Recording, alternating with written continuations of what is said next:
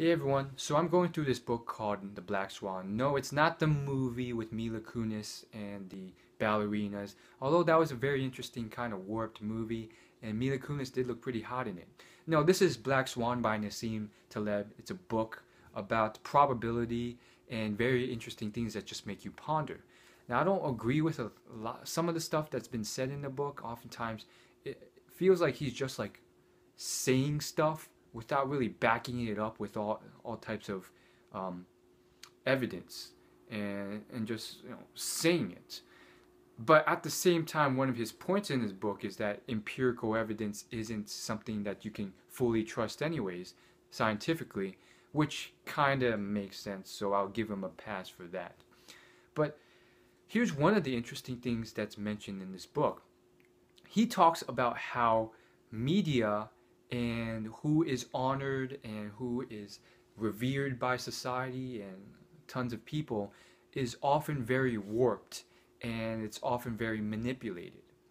And it makes some sense.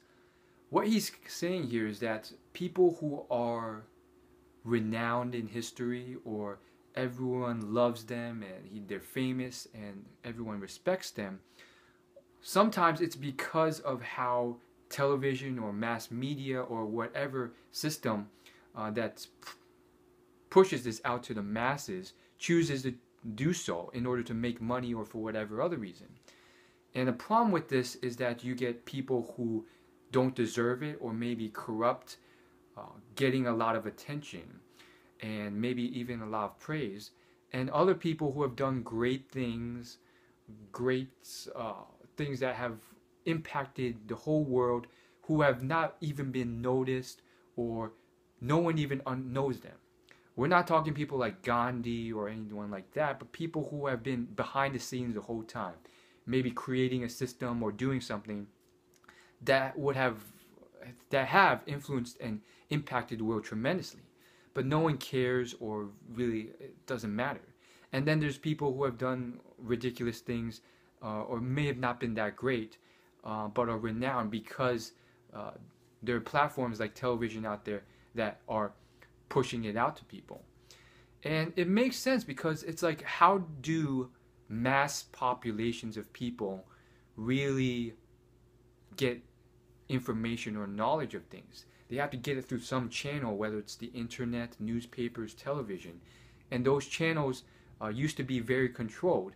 And oftentimes it may have been just the thing that gets the most attention, and kind of still is, the thing that gets the most attention, that makes the most money, or whatever other reason, or whatever or whoever pays the most money to advertise this commercial to the masses. It's like, do I want to advertise through television this guy who did all these amazing things, who not many people will care that much about, or that person who's paying me $100,000 to show his commercial on television?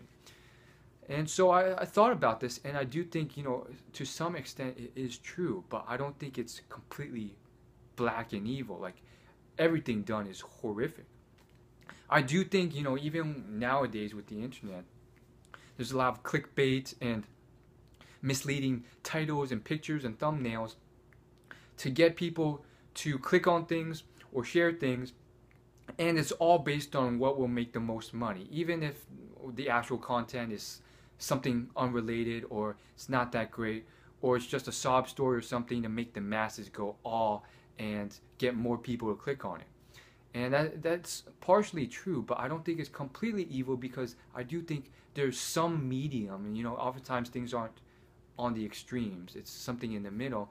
There are people who deserve the praise and honor, and they get a certain level of that. And oftentimes there are people out there who do great things and they never did it for the praise or recognition in the first place, or don't want that. So that's another element to add to the picture. And the author of this book actually adds in a very interesting scenario to ponder. He gives the example of the 9/11 terrorist attacks, and he says, imagine someone who had thought to put in bulletproof or put in extra security to protect and prevent that from happening. For him, because the event never took place, he would have not gotten any praise or anything for preventing it because it never happened. So, from everyone else's perspectives, they would look at him and say, well, look at you wasting all our money on these expensive things to prevent this thing that hasn't happened yet. Like, why are you wasting your money to do that? And that's, from their perspective, that's all that happened. Because of these preventative measures, it never even took place. I think the thing to take away from that, in my perspective, is to, if you have a better understanding of these things, whether as a manager or a CEO or just as a person, you can be better calibrated to appreciate, reward the right people for things rather than do the wrong things and yell at someone or complain at someone for something that they may be doing right. Again, it's applicable to even things like parenting. And so that's what I really want to talk about. And I do think in a lot of ways, especially on YouTube, the eyeballs are oftentimes drawn to the things that grab the mass population's attention and makes them laugh or giggle or ha ha ha. And it kind of works on both sides. The people who are captured by this are just genetically, they're just not aware of this and they're just drawn to it. And then the people who consume, who want these people to get this, they want to do it for the money and so forth and the massive amount of views. So it's kind of like this two-sided thing that works together. I think fortunately though, with the advent of the internet and low barriers to entry, you get all these different niches popping up. And because we have free will and we're able to think for ourselves, you get people who have small communities who choose not to follow the main path. So, for instance, my channel is a great example. This is something that's not something that the mass population will sit there and want to watch. It's people are not going to, hundreds of thousands of people aren't going to sit here and be like, ha ha ha ha, this is so entertaining and watch this, because it's very, thought-provoking and stimulating, and oftentimes people just want that entertainment, and they have very short attention spans, especially on YouTube. So for those masses of people, that's why you get, for almost all of the big channels with hundreds of views, their whole purpose is for entertainment and appeasing that short-term attention span type of person. Anyhow, I think it's very interesting, and it's also very thought-provoking.